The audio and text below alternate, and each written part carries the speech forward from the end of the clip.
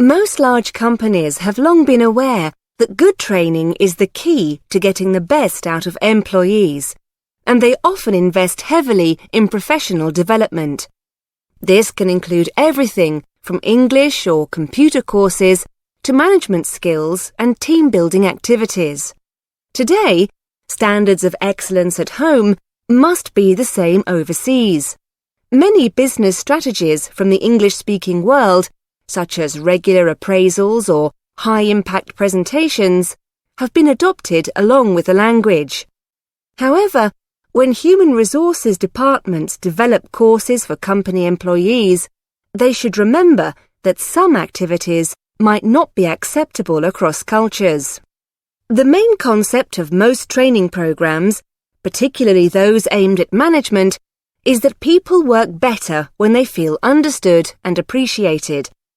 If the company is interested in the personal growth of its employees, they'll be motivated to help grow the business. Many training programs involve outdoor team-building activities, where trainees participate in anything from team sports to environmental protection programs or even survival games, frequently together with their superiors. The idea is to bring out the strengths of each individual while promoting collaboration and team spirit. Another approach is to allow personnel to design their own training programs. These courses can be partly computer-based and therefore self-access and interactive, and participants are encouraged to choose their own career pathway within the company.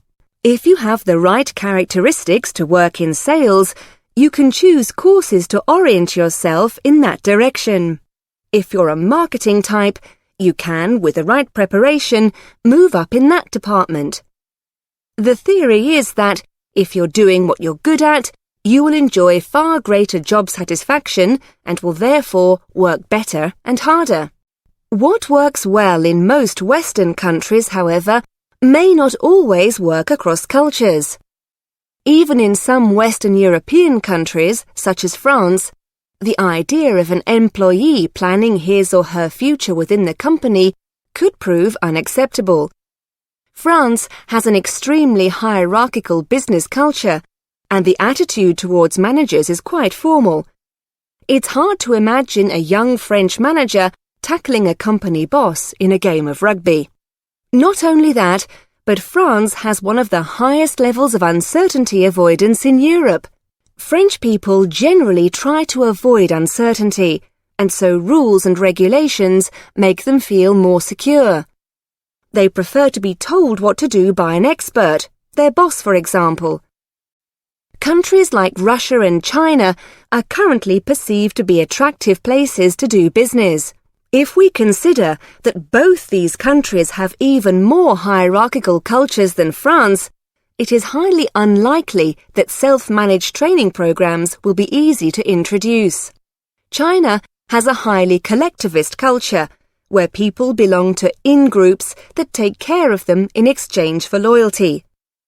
The Chinese tend to think of themselves as we rather than I. This is good news for team-building activities, as Chinese people are used to collaborating in a group. But once again, it's bad news for any training program that invites individuals to determine their own future. Of course, it can be very tempting for management trainers, as well as professors and students in business universities, to take the approach that, as these tried and tested methodologies have been proved to raise standards of excellence at home, they should be adopted worldwide. There may be some initial cultural resistance, but in the face of excellent results, people will soon get used to our way of thinking.